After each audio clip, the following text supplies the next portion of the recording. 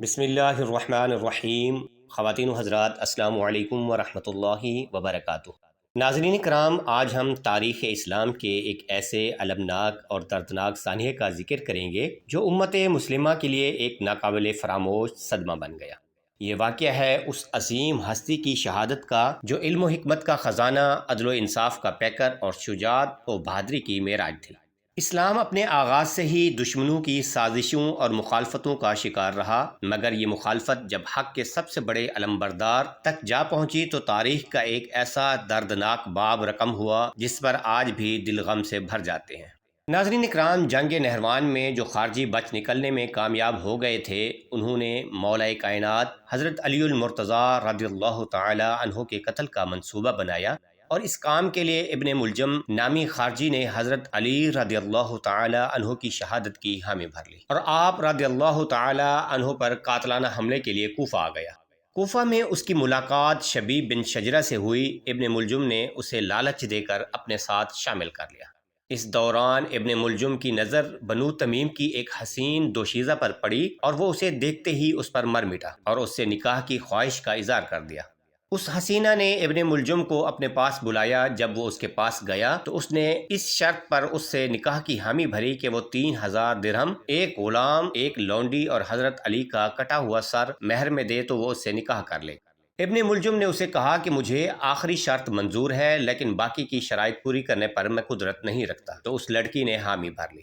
ابن ملجم نے اس دوشیزہ سے کہا وہ اپنے قبیلے کا کوئی قابل اعتبار آدمی دے تاکہ وہ اپنے منصوبے کو پائے تکمیل تک پہنچا سکے، تو اس لڑکی نے وردان نامی ایک شخص کو ابن ملجم کے ساتھ کر دیا۔ 17 رمضان المبارک بروز جمعہ نماز فجر کے وقت ابن ملجم اپنے دونوں ساتھیوں کے ہمراہ جامع مسجد کوفہ پہنچا، اور یہ تینوں مسجد کے ایک کونے میں چھپ گئے۔ جس وقت مولا کائنات حضرت علی المرتضیٰ شیر خدا رضی اللہ تعالی عنہ نے نماز فجر کے لیے جماعت کرائی تو اس وقت ابن ملجم آگے بڑھا اور اس نے مولا کائنات کے سر پر وار کیا، جس سے آپ کی داڑھی مبارک خون سے تر ہو گئی۔ یہ دیکھ کر اس کے دونوں ساتھی فرار ہو گئے، جبکہ ابن ملجم پکڑا گیا۔ حضرت علی المرتضیٰ رضی اللہ تعالی عنہ نے زخمی حالت میں اپنے بھانجے حضرت جعدہ رضی اللہ تعالی عنہ کو نماز پڑھانے کا حکم دیا۔ اس دوران سورج طلوع ہو چکا تھا۔ لوگ آپ رضی اللہ تعالی عنہ کو زخمی حالت میں گھر لے گئے۔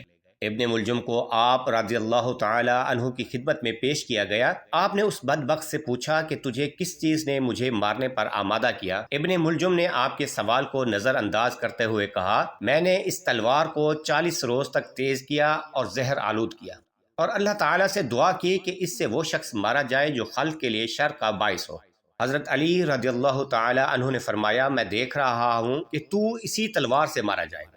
پھر مولا کائنات نے اپنے فرزند حضرت سیدنا امام حسن رضی اللہ تعالی عنہ سے فرمایا کہ اگر میں بچ گیا تو خود فیصلہ کروں گا، اور اگر نہ بچ سکا تو تم اسے قصاص کے طور پر اس کو اسی تلوار کے ایک ہی وار سے قتل کر دینا۔ روایت میں آتا ہے کہ حضرت علی المرتضیٰ رضی اللہ تعالی عنہ نے 17 رمضان المبارک کو خواب میں نبی کریم صلی اللہ علیہ وآلہ وسلم کو دیکھا۔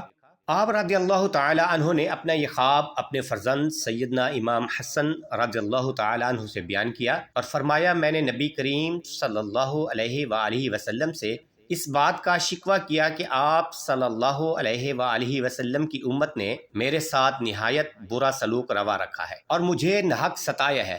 حضور نبی کریم صلی اللہ علیہ وآلہ وسلم نے مجھ سے فرمایا، اے علی تو اللہ سے دعا کرو۔ میں نے اللہ عز و جل سے دعا کی مجھے ان سے بہتر لوگوں میں پہنچا دے، اور میرے بجائے ان لوگوں کو ایسے شخص سے واسطہ ڈال دے جو مجھ سے بدتر ہو۔ روایت میں آتا ہے کہ سیدنا امام حسن رضی اللہ تعالی عنہ نے جب اپنے والد کو زخمی حالت میں دیکھا تو آپ زار و قطار رو پڑے۔ حضرت علی نے پوچھا، بیٹا تم کیوں روتے ہو؟ تو آپ نے عرض کیا، ابا جان میں اس بات پر کیوں نہ روؤں کہ آپ رضی اللہ تعالی عنہ دنیا کے آخری دن اور آخرت کے پہلے دن میں ہیں۔ حضرت علی المرتضیٰ رضی اللہ تعالی عنہ کا جب وقت وصال قریب آیا تو آپ نے اپنے بیٹوں کو بلایا اور فرمایا، میرے بچوں تمہیں اللہ عز و جل سے ڈرنے کی نصیحت کرتا ہوں۔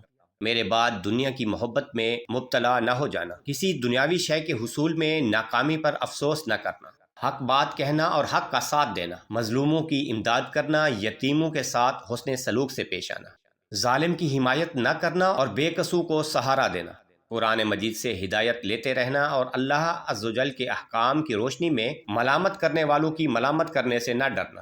پھر حضرت علی المرتضیٰ رضی اللہ تعالی عنہ نے حضرت سیدنا امام حسن اور حضرت سیدنا امام حسین رضی اللہ تعالی عنہم کو وصیت کرتے ہوئے فرمایا، اپنے بھائی محمد بن حنفیہ کے ساتھ حسن سلوک سے پیش آنا اور اس کے ساتھ عفو و درگزر سے کام لینا۔ پھر مولا کائنات نے اپنے بیٹے محمد بن حنفیہ رضی اللہ تعالی عنہ کو وصیت کرتے ہوئے فرمایا، اپنے دونوں بڑے بھائیوں کی عزت و توقیر کرنا، ان کا حق تم پر زیادہ ہے، ان کی مرضی کے بغیر کوئی کام نہ کرنا۔